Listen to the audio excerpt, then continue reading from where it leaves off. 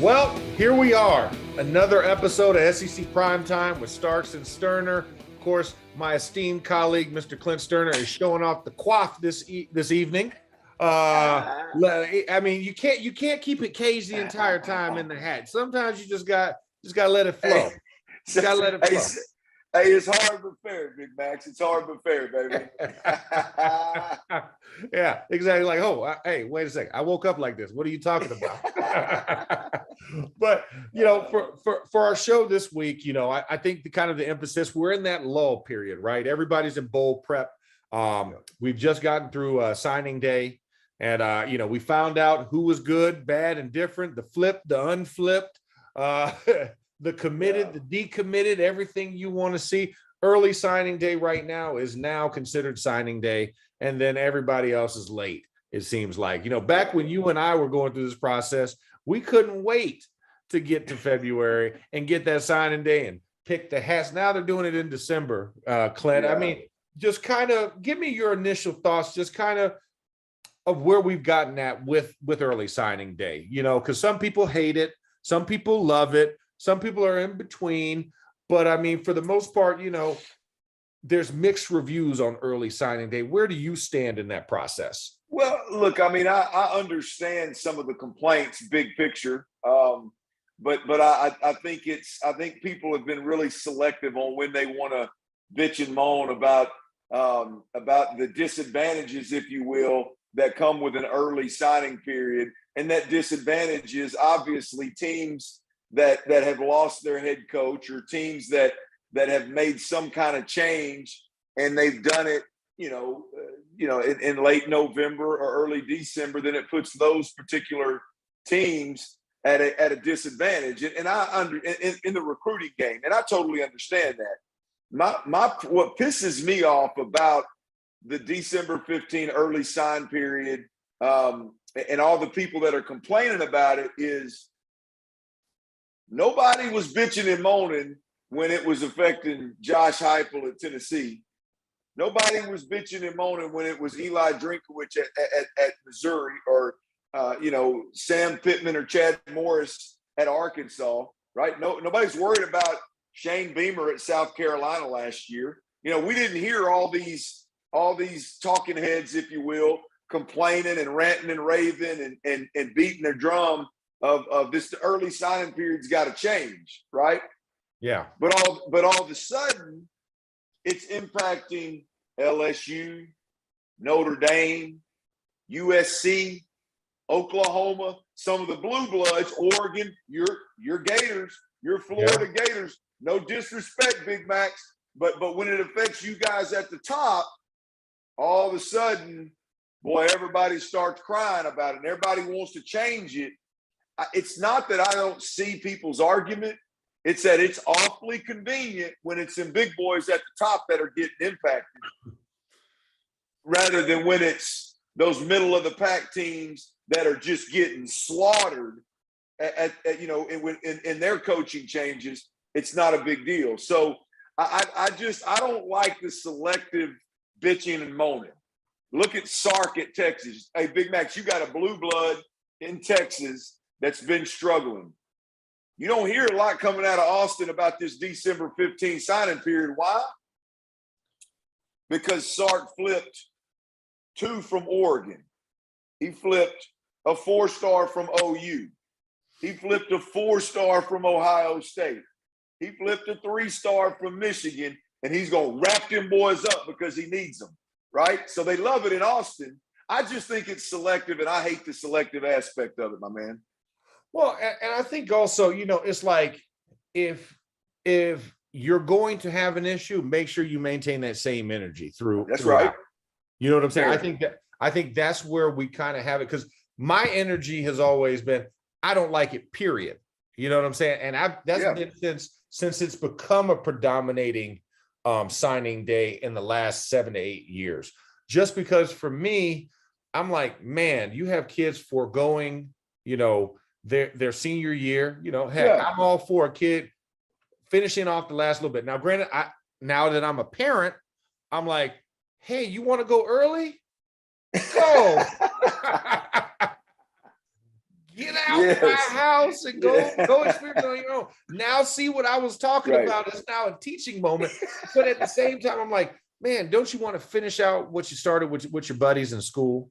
That's just kind of me from the nostalgic standpoint. I get it from a professional development, meaning you're going to play your sport. You're going to get inundated in spring ball. You're going to sign up for early classes. Brock Berlin did it my year when we all signed, but Brock, he had a weird system over there in Louisiana, and they had quarters and something or other. I still don't quite understand it, but he met all his qualifications. So that's all I need to know. He has a high school diploma and he was able to go to college early. But for a majority of us, you had to finish out the rest of the year. I don't like when teachers are making exceptions. You know what I'm saying? For them to then qualify. Like your class is a year long. You know what I'm saying? You're not switching classes like we do in college, right? On a semester system. I'm thinking 1101 in the fall and 1102 in the spring. Like, in high school, it's like when you take American history is from August for my school, because we started in August, to the end of May, where you got finals. There's no December final, and now you're moving on to the government classes. So that's my only thing is when you start to tweak the rules of your high school for the athlete. But I think you're absolutely right. You can't tailor and convince your argument based off of how your own team is doing, right? So it can't be self-serving and self-interested. It has to be for a totality of reasons. And like you said, I mean, listen, I know my guys down there at UF, with Coach Napier coming in, they were able to flip the number one safety in the country still today. This week with Kamari Wilson. I looked at the staff they're assembling. They just hired recently the wide receivers coach. One of my good friends, Kerry Colbert. I was just with Kerry calling the USC UCLA game, and he was a Trojan coach. But it's funny when your coach gets fired and you just happen to have coached a Blitnikoff winner, makes you a little desirable. So I'm happy to have my boy KC down at UF along with Coach Stapleton in the O-line room, because that was one of my guys. I was in the O-line room with D Stape as he was getting his experience. So, I mean, I get it from that perspective, but the one thing that I do appreciate is, like you said, when there's opportunities to flip, schools that need to flip guys, they do it. You reference Sark, right? And coaches that are coming from these blue bloods and transferring to blue bloods, they're bringing those flips with them. So you're hopefully moving around and kind of trying to spread out what the schools have been so concentrated. We're talking about the Clemsons, the Ohio States, the Bamas, and the Oklahomas of the world for so long. They've kind of encapsulated it. Now it's starting to at least spread. So I feel good about where we're at for signing day this time around, but I'm still a proponent of I need to see it after the new year, because I think it gives everybody an equal chance year after year. Plus, for me and you, it gives us a chance. If we're the college athlete, we get to go on all our visits. I ain't got to commit my junior year, and then right after football's done, I got to make my decision, because I can't go enjoy the spoils of my hard work and let people court me, make me feel like I'm special. You know what I'm saying? I want to fly to LA. I would hate to have made this decision in December, because that's when all my recruiting trips happen. Look, Max, here's the deal, man. Look, we can have a debate or a conversation about the pros and the cons. I get it. But what it can't do is start and stop with the fact that there's some big time blue bloods that are finally being impacted with it when their program's down. You know what? You don't want a disadvantage on December the 15th whenever there's a signing date.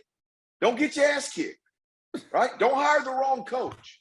Don't fire your coach, right? I mean, make this. Hey, you know what? Don't let Ed Orgeron be the head coach until early December, late November. Fire his ass when you decided you were going to part ways and get Brian Kelly in there, and then he doesn't have that disadvantage. I don't like the convenient ass excuse of, well, boy, poor little old LSU, man. They just don't have the advantage that they had this year. OU and Notre Dame. Yeah, man, miss me with all that shit, man. I just look at it and I just go, I get it, Let's have a conversation about it. But boy, I tell you what, right now is a tough time for me to swallow this pill after watching these smaller schools get absolutely hammered year after year previously. Yeah, no, I think that's a very valid point. I think that's a statement, and like you said, this will be the eternal argument that we will have, right? You know, when there is blue bloods, when there's not blue bloods, you know, nobody is crying over Akron firing their coach and bringing in Joe Moorhead. You know what I'm saying? Right. ain't nobody feeling bad for Joe Moorhead, are they? No, they're not. They're not. You know. So listen, before we continue with the show, I want to make sure if you're looking for ways to skip the trip to the post office and dodge all that hectic holiday shopping traffic, why not save time and money with Stamps.com? Stamps.com lets you compare rates, print labels, and access exclusive discounts on UPS and USPS services all year long. It just makes sense, especially if your business sends more mail and packages during the holidays. Whether you're selling online or running an office or side hustle, Stamps.com can save you so much time, money, and stress during the holidays. How? By allowing you to access everything you need without taking that trip and get discounts you can't find anywhere else, like up to 40% off of United States Postal Service and up to 76% off of UPS. In 2021, if you're still going to the post office instead of using Stamps.com, it's like taking the stairs instead of the elevator. Just going up a couple of floors? Sure, take the stairs. Walking up 30 flights a day? You could use a break. And if you spend more than a few minutes a week dealing with mail and shipping, Stamps.com is a lifesaver. You'll save so much time and money, you'll wonder why you didn't do it sooner. So join Stamps.com now and save time and money this holiday season and sign up with promo code Primetime for a special offer that includes a 4-week trial, free postage, and a digital scale. No long-term commitments or contracts. Just go to Stamps.com, click the microphone on the top of the page, and enter code Primetime. So I do want to acknowledge that we did have signing day this week. You know, I know we prefaced it, of course, with our feelings towards it, but, you know, it was a big moment. A lot of schools took advantage. A lot of schools got creative in how they flipped their guys. So obviously there's the national story that's out there. So we're going to take it a little bit in that direction just for a minute because we are SEC centric, but it happened to fall in our footprint. I'm taking creative liberties, Clint. It happened between Florida and Texas. Between those two landmark states on either end, guess what? That's where the SEC resides. That's our bread and butter. So damn it, if it happens in Mississippi, damn it happens to us. So we have a journalistic responsibility to talk about it, Clint. Hey, you're bigger than me and you got all that hardware on that shelf behind you. You can do whatever the hell you want to, and I'm just here, brother. I'm gonna ride with you. There it is. All right, well, let's take this ride down a rabbit hole. Jackson State, Deion Sanders. How about it? Come on. You flipped the #1 recruit in the country. And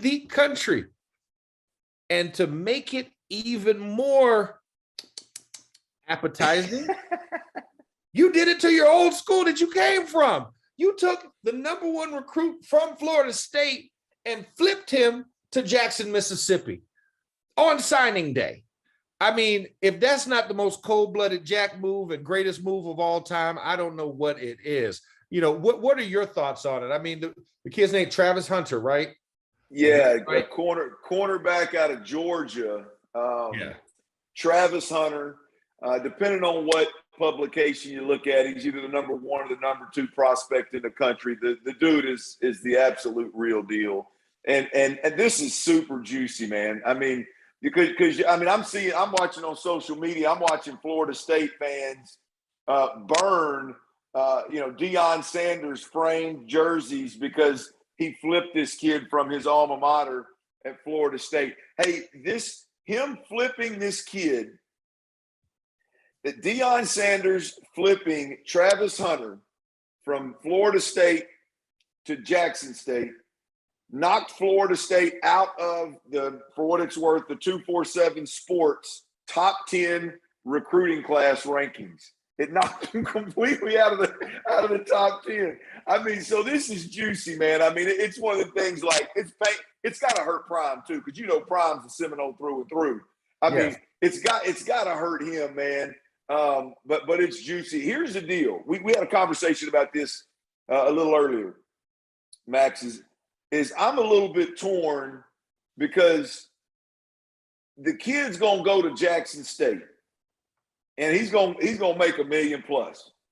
Yeah. And while I know there's athletes in college football right now that are making a lot of money before they ever touch the field, I don't think there's been a cornerback yet go make $1 million plus before he ever touches the field. Nope. So he's going to make money that I don't know that he ever would have made had he been one of 10 4 or 5-star DBs at Alabama or at Georgia. So on the front end, I can see where my man's going to make that extra bread.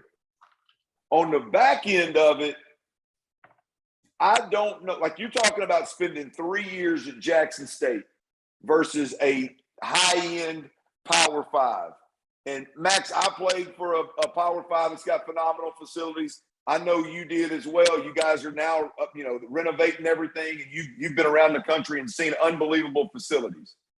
I hate to break it to you, and I'm not, no disrespect, but when you put a kid at Jackson State for 3 years, the support he's going to be given physically, mentally, emotionally, from an education standpoint, the 3 years at Jackson State and the 3 years at say, Alabama or Georgia, it's totally different. The development that is at the kid's fingertip, or the development that takes place over those 3 years at an Alabama, is totally different than what is going to take place at Jackson State. You just from a nutrition standpoint, from a strength training standpoint, from obviously a competition standpoint.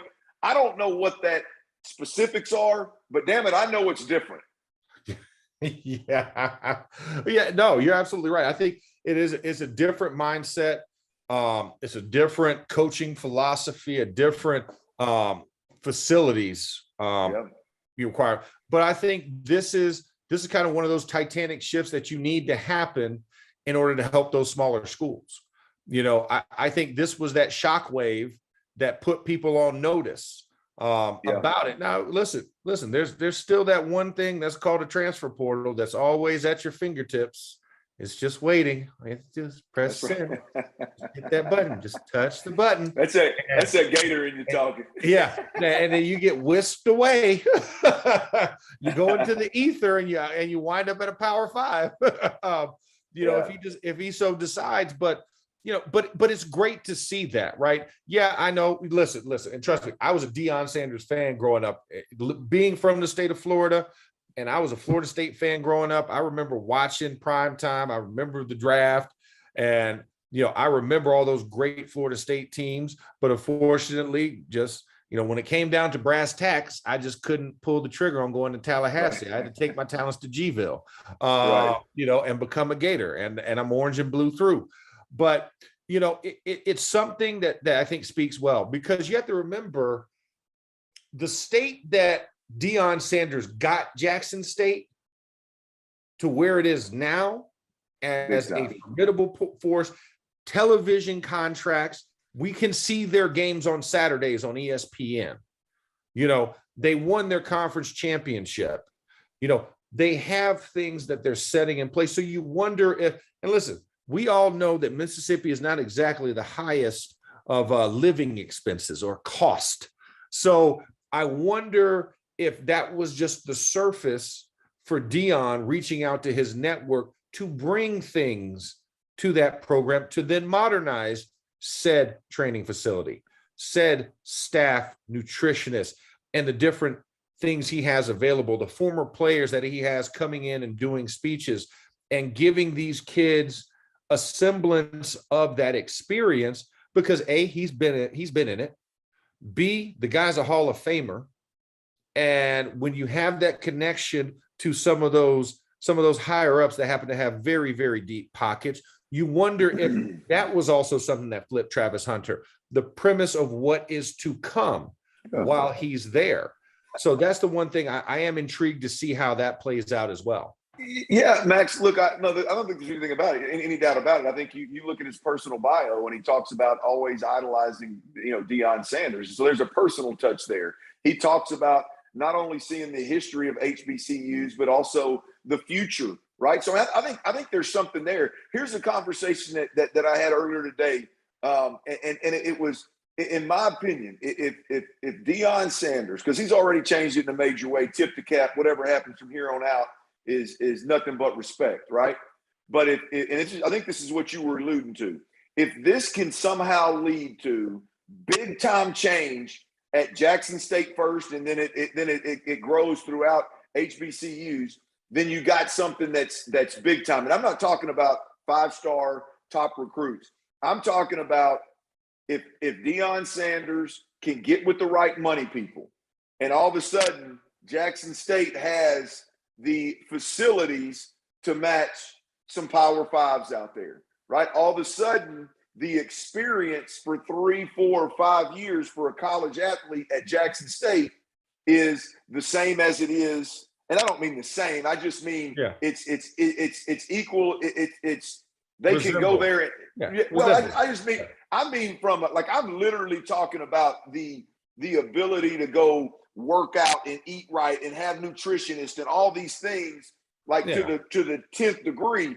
Like if this somehow, I said it earlier, this is what I said it earlier, if Deion Sanders can stay at Jackson State, do things like this whenever it comes up, but if he can just break ground, do the groundwork and get folks to break ground on improving facilities and improving the developmental aspect for the student athlete on and off the field, now you've got something that changes thousands of lives for the next 10 or 20 years and could possibly change HBCUs across the country.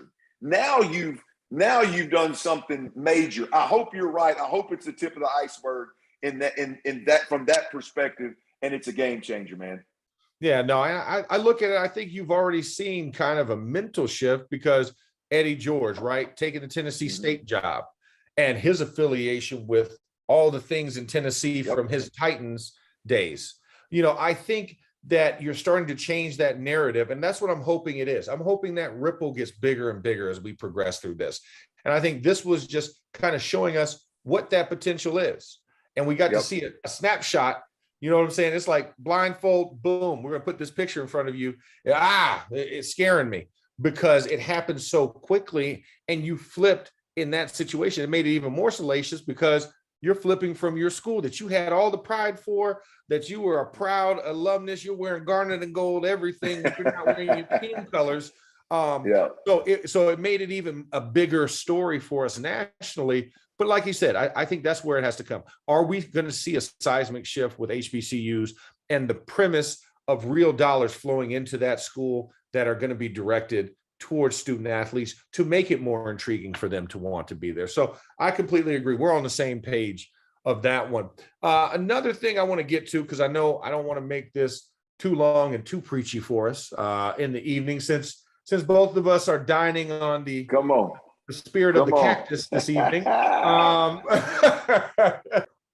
And now a quick message from our sponsors over at BetterHelp.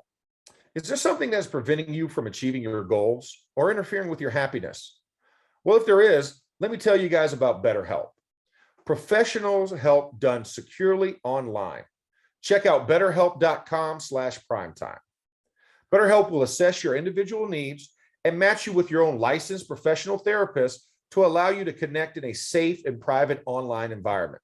It's so convenient, you can start communicating in less than 48 hours. BetterHelp is not a crisis line. It's an avenue to accessing professional therapy without having to sit in an uncomfortable waiting room. BetterHelp has licensed professionals who specialize in depression, stress, anxiety, as well as relationship and grief counseling. You can message your counselor at any time and get timely, thoughtful responses. Plus, you can schedule weekly video or phone sessions. Find the particular expertise you need online.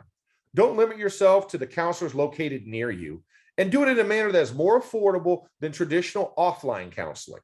Financial aid is available. So many people have been using BetterHelp that they are recruiting additional counselors in all 50 states. I want you to start living a happier life today. As a listener, you'll get 10% off your first month by visiting betterhelp.com/primetime. Join over the 1 million people who have taken charge of their mental health. Again, that's BetterHelp, HELP.com/primetime today. Let's dive back into the SEC. Jimbo Fisher went and beat everybody over the head with the Billy Club and took, what was it? I want to say 3, if not what, 3 or 4 of the top 10? 4 of the top 10 recruits in the country, the top of the tippity tip top of the iceberg. Yeah. They took 4. Everybody else had 1 in there. What does this mean, having the top recruiting class, if you're Jimbo Fisher, especially after the year you've had with all those expectations, right? You're a top 5 preseason team. Boom, you fall flat on your face, but then you rebuild yourself up. You beat the vaunted Alabama, and you put yourself in a place of respectability. Is this the year where they finally make that shift? I'm just wondering, because you got some great talent that's coming there. I mean, I'm looking at Shamar Stewart, big kid right there in Florida, right from the neck of the woods of my auntie Opalaka. You've got Evan Stewart coming in. Let me think of who else as I'm going through. I had to flip the list on because I don't have it off the top of my head. Harold Perkins, number 5. And then you had Walter Nolan as well, big D lineman. So you had D lineman, linebacker, wide receiver, that all committed to you. Yeah. That's huge. I didn't see quarterback, which I think. Oh, they got one. They got a 4-star right here at a Bridgeport right here in the Houston area. 4-star. Okay. He's considered the second-rated pro-style pocket passing quarterback, if you will. Connor Wiegman, I believe, is how you pronounce his name. But they got one. He's a special player. But here's the deal. I mean, I think, last year was a disappointment for Jimbo Fisher. Last season was a disappointment for Jimbo Fisher. But let's point at some of the positives. When was the last time that Jimbo Fisher beat Alabama during the season and then beat them in the recruiting ranks, in the final recruiting rankings, right? He did it this year. I went back and did some digging, and I was reading an article from 2019 talking about it was an article about 2010 to 2019 in the top recruiting schools in America. And guess what? Bama was in there, Georgia was in there, Florida was in there, LSU was in there, Auburn was in there. Guess who wasn't in there? A&M. Yep. Guess who's been in there? 4 straight top 10 now. 4 straight top 10 classes. This one obviously puts the icing on the cake. They've got 4 5-star recruits. And here's the kicker. The only school in the SEC that's got more 5 stars is Georgia right now. They got 5-star recruits that have signed. And they still got some work to do. So they may pass A&M by the time we're through talking about the entire 2021 class. However, here's what I think is very interesting, Max, is the two of the 4 5-stars they signed are defensive linemen. And I don't remember the third one that they just signed just today, flipped a kid. And I don't think he's a 5-star. I think he was a highly rated 4-star. He's a defensive end. In this league, as well as anybody out there, you can recruit the receivers, and you can recruit the DBs, and you can recruit the quarterbacks. Hell, there's been plenty 4- and 5-star top-rated quarterbacks go through at A&M. Plenty of them, right? Yeah. And they ain't done a damn thing. Now you're getting 5-star defensive linemen, and they had one 5-star last year defensive lineman in their top 10 class. Jimbo Fisher made a big-time splash, no doubt about it. But look here, the fact that 2 of them big boys are interior defensive linemen, look out now, because that's what it's going to take to compete and beat Alabama and Georgia and LSU and Florida and those guys consistently. Yeah, Anaya White was the was the defensive end that he flipped. That's a 4-star out of Philly. Yeah, man. I mean, as we look through kind of the numbers that have come in, because it's early signing period, it's not final signing period. Right. Just looking at the SEC in general, though. I mean, we had we had some monster numbers around. Like you said, you look at Georgia, 5 stars. They got the top 10 recruiting class. You got Bama, where it doesn't matter because they've got 5 stars that fall off trees down there in Alabama. Yeah. So, but for the other schools, I mean, who was your biggest surprise taking a jump in the recruiting to you? Was there a school that jumped out to you in the SEC? Kentucky. I mean, if you're talking about a surprise, yeah, Kentucky. Thank you. Kentucky. Stoops caught a 5-star. He caught 8 4-stars. I think right now, again, according to 24/7 Sports, he's the 12th ranked, I believe, recruiting class. That is absolutely huge for Mark Stoops. And this is how, while they're handing out all this damn money around the country for these coaches, Max, this is how in the hell it's supposed to work right here, man. Mark Stoops has just continued to chop wood. He's got better and better and better on the field, and he's scrapped together recruiting classes. And guess what? They give my man a raise. They give him an extension, pay him well. And first of all, before they paid him well, he had a hell of a season and was giving folks a run for their money in the East down the stretch. And he's in a January 1 bowl game. And so you're talking about he's had a hell of a season. They get him paid, and now he has the 12th ranked recruiting class in the country at a place like Kentucky. That's how you do it as a program, and that's how you do it as a head coach. I love what they're doing at Kentucky, and I'm stoked for Mark Stoops, man. I know him personally, so it doesn't surprise me that he's kicking ass in recruiting and exceeding expectations. But, man, I'm excited for those guys out there, man. Yeah, no, you're absolutely right. And what made my heart proud was not only did he flip a 5-star, but do you know what position that 5-star played? Do you know? O-line, wasn't it? O-line, wasn't it? Offensive tackle. There you go, O-line. Even more specific. Yes, Clint, you are a quarterback, and you just like, I need 5 in front of me. Listen, I don't care how you line up, just make sure you do. All right, snap the ball when I tell you to, block everybody that comes at me. All right, good job, boys. But you flipped a tackle, and not only the kid's name is Keonta Goodwin, but you flip baby me. I mean, because he's 6'8", 340. That's mammoth. God, that's mammoth size tackle. You put that in a run first offense that Kentucky has. Oh, come on. That you might as well call him Lil Ogden. And it's Jonathan Ogden. I know you're talking about that. Mister, if you're feeling froggy. But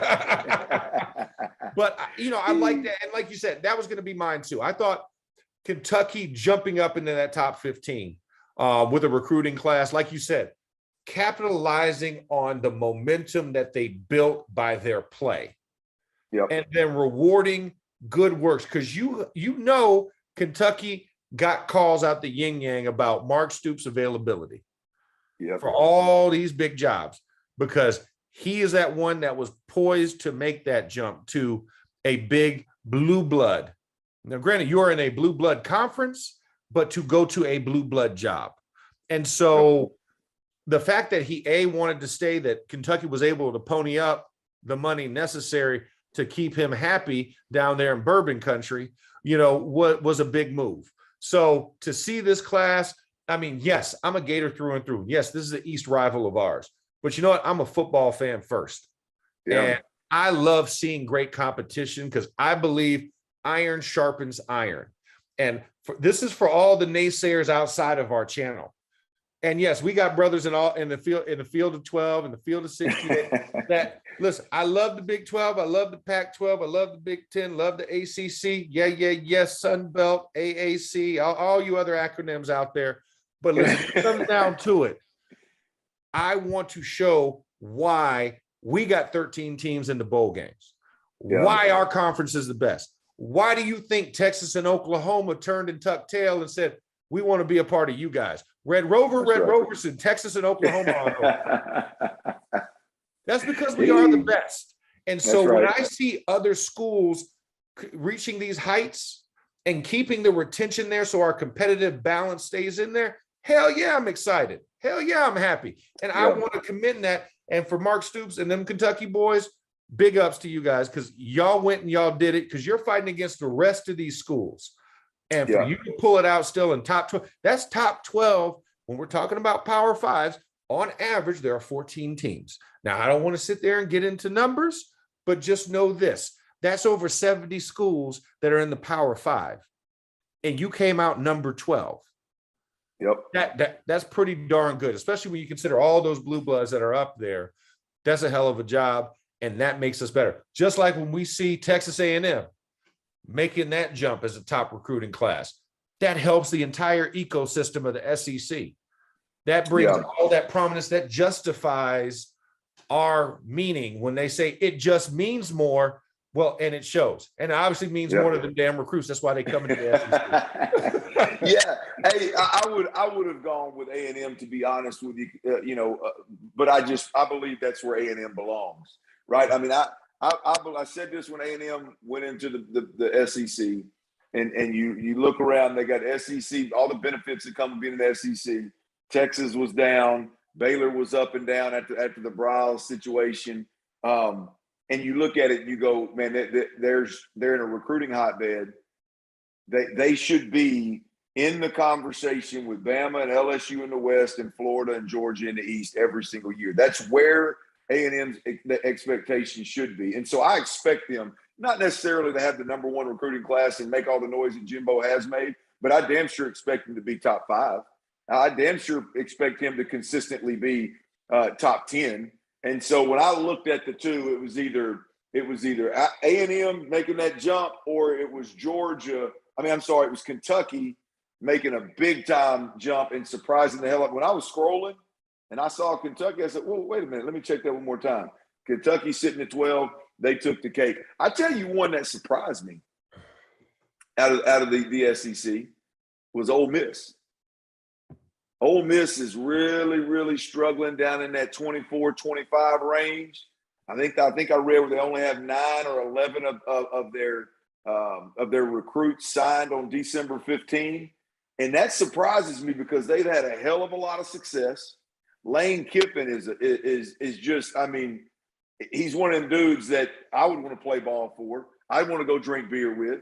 I would think he would just crush it on the recruiting trail. I don't know what's going on. We've seen former coaches crush it at Ole Miss. I wonder what's going on at Ole Miss to where they're slow, I guess, at the December 15 early signing period. Don't know what it is. Hell, Mississippi State finished ahead of them. Tennessee, Arkansas, all these other schools, middle of the pack schools, finished above Ole Miss. That took me by surprise.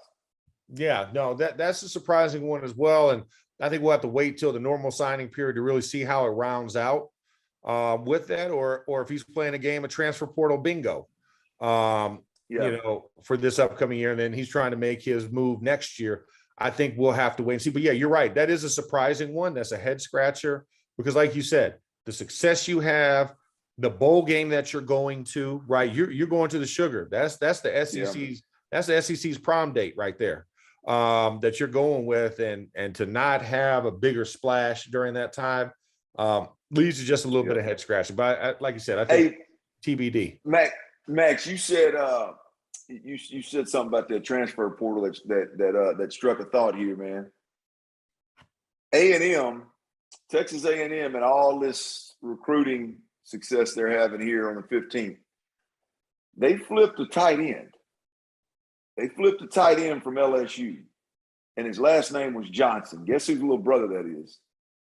Let me guess. Starts with my name, last name Johnson. There you throws go. The ball like this. Throws the ball like those this. with that left hand. Hey, and he's in that transfer portal now. And I know A&M's got some good young dudes, but I played quarterback in the SEC, and it was a lot. It wasn't near as complicated as it is right now. I promise you that. In terms of what these defenses are doing, throwing at you from a quarterback's perspective, it's going to be hard for these young, inexperienced quarterbacks at A&M to not have a learning curve like Zach Calzada had this year. Yeah. If A&M flip the little brother and they get Max Johnson to transfer into A&M and he comes in with a little bit of experience, I've been higher on. I think you and I have talked about this before. Yeah. I'm higher on Max Johnson. In fact, I know we did because we talked about the LSU Florida game. I've been higher on Max Johnson than most people have been, and I'm telling you, man, everybody's excited about this recruiting class at A&M.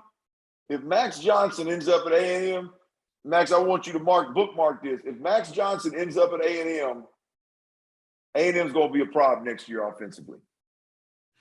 Okay. We don't have any other reason, Max, to think that. Yeah. Right? We know they're going to be good down the stretch because they got a hell of a recruiting class. But did you see anything at A&M this year at the receiver position, at the running back, tight end, quarterback position, not counting the guys that are leaving? I mean, Wiedemeyer's gone. Zach Calzada's gone. Spiller's gone. There's a good chance they're going to lose Aeneas Smith, the little receiver. I don't know. Somebody was telling me earlier he could possibly declare, which I don't know why he would, but he could. I mean, they're going to lose a lot of what the little bit of success that we saw them have offensively. Yeah, they got a lot to make up, and I'm telling you, if Max Johnson goes LSU to A&M and he can play, do you know, is he eligible? Is he immediately eligible? Yeah, he is. He hadn't switched it from anywhere else. Hey, coach, that's going to be a problem. A&M's going to be. Yeah, that's what everybody at A&M should be excited about in the short term. Anyway, I like him at A&M now. Come on. Well, and think about this. You just named all specialist positions. You know what you didn't name? Offensive line. Yep. Guess who grew up the most this year in that group that got depleted from a year ago? 4 new ones. That's right. Those 4 new ones got experience. Come on, man. So you don't think you put a play caller back there that actually knows his way around a football in the backfield? Come on, man. How much more deadly you can be instantly? Yes, sir. Oh yeah, no. I'm with you. I'm going to bookmark this for us. I'm going to make sure we have this. We can have this conversation again. So on December 15th, December 15th week, we had this statement: Max Johnson goes to Texas A&M. They're going to be a problem for other people. There you go. So there you go. We got it bookmarked. I want to touch on this real quick because I know we're up against our time, but I just wanted to make sure we talked about it. Gene Chizik. Oh, come on, man. Now listen. I know it's a sensitive topic. I know how you feel about Coach Chizik. But coming out the side of his mouth that type of way. Getting on these kids, Texas made an offer, obviously, for offensive linemen. Hey, any old line recruit's going to get $50K in NIL. Boom. Out here's the deal. Every scholarship offensive lineman at the University of Texas is going to be paid $50,000 a year with a new NIL agreement that they came up with, I'm sure, one of their biggest boosters, right? Yeah. And Gene Chizik shapes his mouth. Gene Chizik shapes his mouth to say this right here. Every scholarship offensive lineman at UT will get $50,000 a year with the new NIL deal. Not to mention the $200,000 education. This is where he loses me right here because I'm okay with anybody that's got a problem with paying athletes. I get it. It's a muddy situation and it's a wild, wild west right now. And I don't know if this is the best way to do it. So I'll have the debate, but this is where he loses me. Americans struggle finding $50,000 jobs to feed their children. Come on. Come on, really? Chizik. Really? Are you kidding me? Chiz, I did some math. I got a couple problems with it, right? When Chiz finished up at Auburn, he was making $3.5 million a year. I think he made $3.5 the year after they fired him, but that's not here nor there. That equals out to roughly, I think $3.5 million equals out to roughly $10,000 a day. I think if you do the math, I think it's pretty close. No, yeah. That's 50 stacks for Gene Chizik is 1 week's worth of work. Not even a full week. That's a work week. That's a work week. That's not a calendar week. That is a Monday through Friday. Weekends off. My man was making 50 stacks a week, and he's going to shape his mouth to say, there's families out there struggling to find $50,000 jobs to feed their families in response to a college kid making $50,000 a year. Come on, Gene, you got to be shitting me, man. And then not to mention flawed system. Yeah, come on, man. Come on, man. Like if you want to talk about the kids shouldn't get paid and it shouldn't be the Wild Wild West, okay, let's talk about it. But man, leave the Americans that are struggling to feed their kids out of this. They ain't done nothing. They ain't said nothing to you. And here's the other thing, Max. You got, I don't know. You tell me how many offensive linemen are there on a college roster, in a college program? 15, 18? You may have 15 to 18, but not all those are scholarship. You probably got about 12 to 13 that are probably scholarship. 12 to 13. All right. So I'm gonna do some rough math here. I'm gonna say 50% of those kids, if they're collecting $50,000 and they got mom and dad and little brother and little sister at home that can't eat, that they're struggling at that point, that $50,000 in kids are making is gonna go to feeding their own damn family. So exactly. I'm thinking Cheers is, when I saw that tweet, I thought, don't hit send. Don't hit send. Nope. Please tell me he didn't hit send. Come on, man. That's what you need, that Twitter conscience. You need to, hey, as soon as I type it up, hey, go ahead, read this. Tell me if I should do this. Just go ahead, read it. Hey, read all the words. If you hit send, I hit send. I'm just waiting. I just need you to read it. Because I don't know. Hey, I've had a little bit of this cactus juice. I don't know the right thing. I'm feeling emotional. I'm feeling a little vulnerable right now. You know, I'm waxing poetic over here with my thumbs. But like you said, it's different if you take a holistic approach. But when you pair it up against other things, especially if you live in a glass house, don't throw a single stone. And right there, you let me know, how much charity work are you? Now I got to ask the question, how much charity work are you doing? How much money have you done? Have you pulled a Jim Harbaugh, right? And donated all your money, your bonus money back to those who got pay cuts in the athletic association, you know, in your department. Yeah, that's why I'm like, Max, show me that you've done it before you say it. Max, tell me how much you paid Cam Newton. Tell me how much you paid Cam Newton before you go to worrying about them damn Longhorn offensive linemen finna make 50 stacks. The boy who was stealing computers out of the locker room down at UF. What was that bad little boy doing? How much did you give his family? Still talking about you might have supported a family, but you're talking about all these other ones. Like you said, you go to work 5 days and take Saturday, Sunday off. You made exactly that same amount in 1 week. Hey, he's mad because he just took care of Cam Newton that 1 year. Sark's out here fixing to take care of 12 offensive linemen a year now. He's going to break them all off. One up there. He's pissed. He didn't think about that. Hey, look, and then he's going to hashtag it at the end of his tweet. Hashtag words of Chisholm. Come on, Chiz. Come on, man. I like Chiz, man. I like Chisholm, man. Damn, come on, man. Yeah, how about those sound like chiselings? Part nobody wants, man. But no, man. We got to wrap this up, man. Because as always, man, we're gonna have a blast. I mean, this is what we do. We love what we get to do here on SEC Primetime on Field of 12. So definitely, for everybody out there, we appreciate your time. Thanks for listening. Tune in. We're gonna do a big bowl preview show for you guys. Next show coming up.